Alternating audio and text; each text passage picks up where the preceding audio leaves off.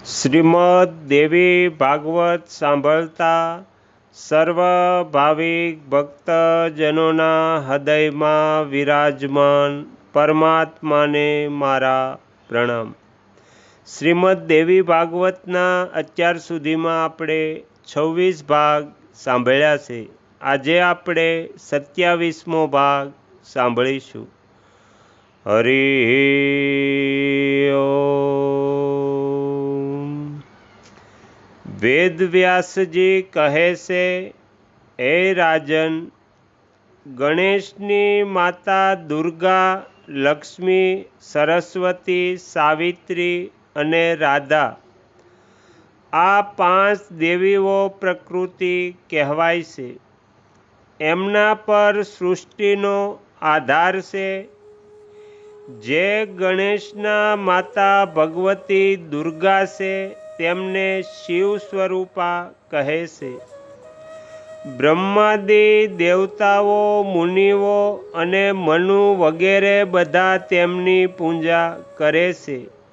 તેઓ તેજ સ્વરૂપા પરમ તેજસ્વી હોવાથી તેમને તેજમાં અધિષ્ઠાની માનવામાં આવે છે।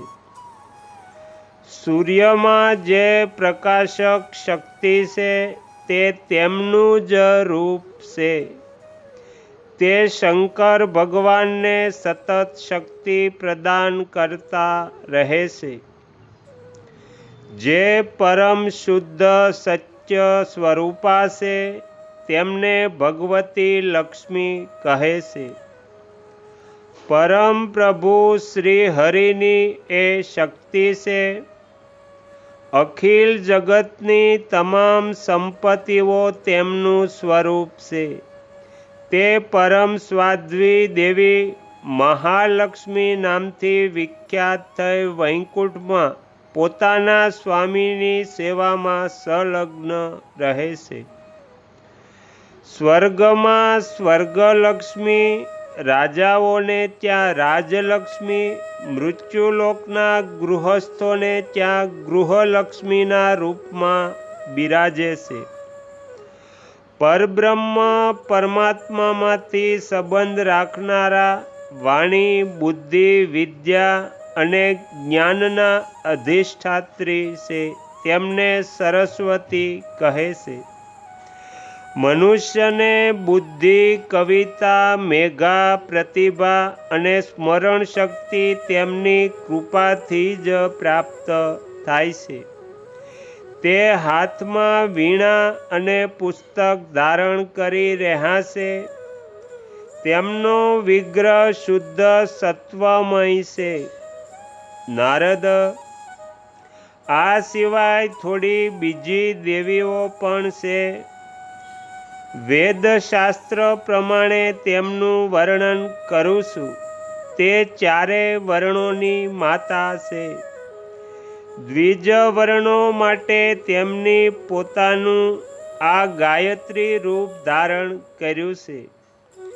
તે જપરૂપા, તપસ્વીની, બ્રહ્મ તેજથી સંપન્ન તથા સર્વ સંસ્કાર રૂપ છે।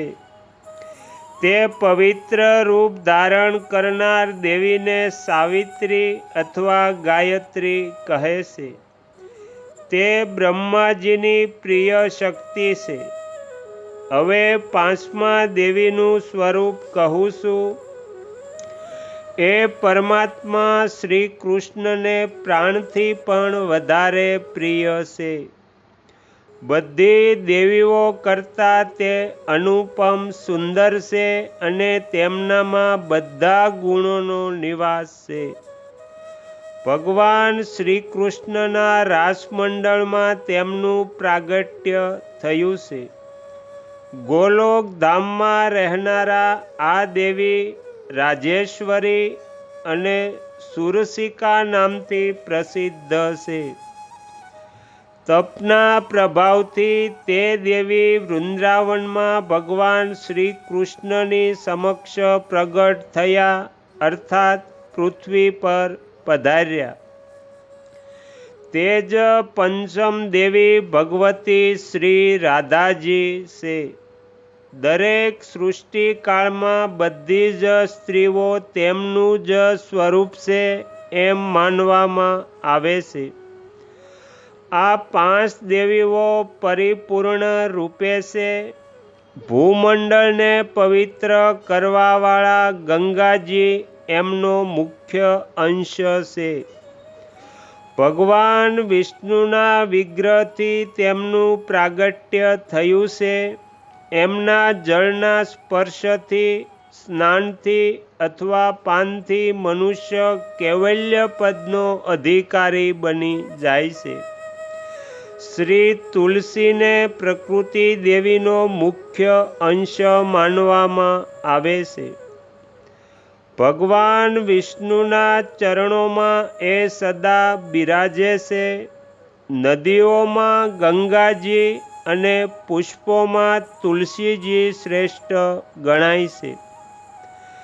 તપસ્યા, સંકલ્પ અને પૂજા વગેરે બધા શુભ કર્મો તેમનાથી સંપન્ન થાય છે. પ્રકૃતિ દેવીના એક બીજા મુખ્ય અંશનું નામ દેવી ઝરુતકારુ છે. તે કશ્યપ મુનિના માનસ પુત્રી તથા ભગવાન શંકરના પ્રિય શિષ્યા છે. નાગરાજ શેષ નારાયણે એમને પોતાના બહેન માન્યા છે.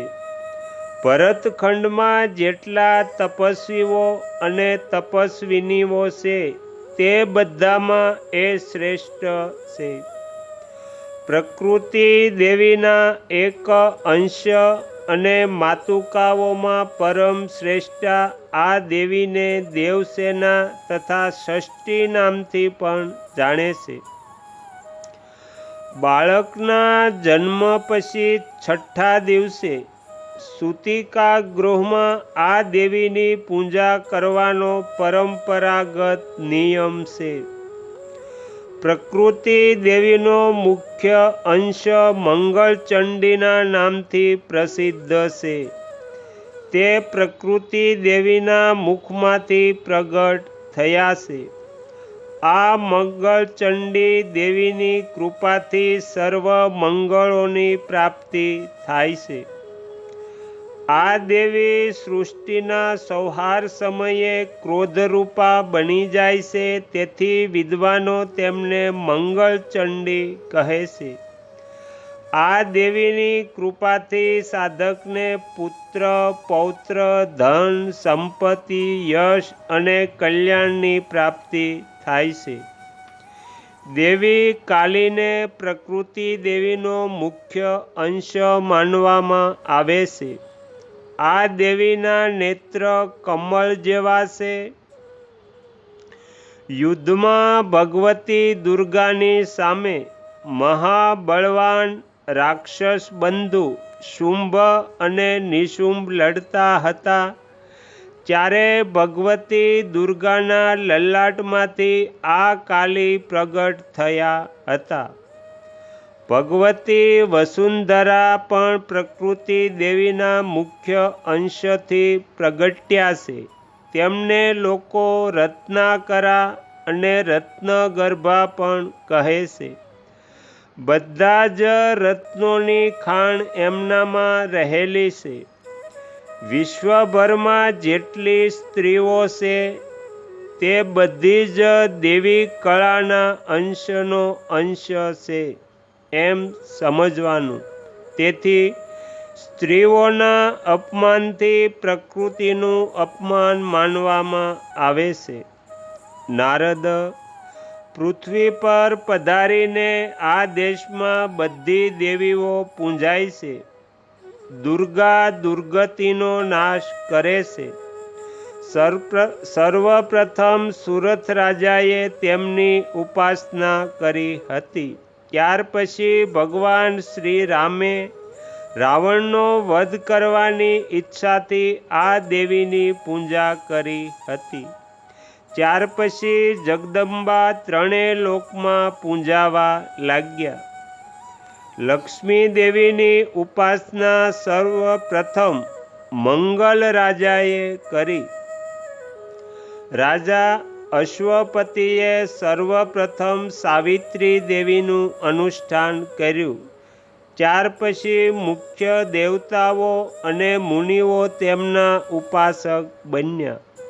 બ્રહ્માજીએ પ્રથમ સરસ્વતીનું સન્માન કર્યું. ત્યાર પછી એ દેવી ત્રણેય લોકોમાં દેવતાઓ ઋષિમુનિઓ દ્વારા પૂજાવા લાગ્યા.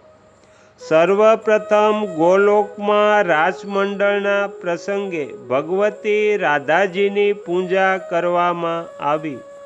રાજન, જે કળાઓ પ્રગટ થઈ છે તે બધાની ભરતખંડમાં પૂજા થાય છે. ત્યારથી દરેક ગામ અને શહેરમાં ગ્રામ્ય દેવીઓનો પૂજાક્રમ શરૂ થયો. રાજા જન્મેજયે કહ્યું, પ્રભો, દેવીના પ્રાગટ્યના પ્રસંગો, પૂજા અને ધ્યાનનો વિધિ, સ્તોત્ર, કવચ, ઐશ્વર્ય તથા મંગળમય શૌર્ય પણ સાંભળવા ઈચ્છું છું. ભગવાન વેદવ્યાસ કહે છે, રાજન, જેના સહયોગથી શ્રી હરિ હંમેશા શક્તિમાન રહે છે તે પ્રકૃતિ દેવી જ શક્તિ સ્વરૂપ છે. પરમાત્મા સદા આ ભગવતી દેવી સાથે બિરાજે છે. જ્યારે એમને સાકાર રૂપે પ્રગટ થવાની ઈચ્છા થઈ ત્યારે તેમણે અત્યંત સુંદર અને મનમોહક દિવ્ય રૂપ પ્રગટ કર્યું. કૃષ શબ્દ ભગવતીના શક્તિનો બોધક છે. એણે હણનો અર્થ છે.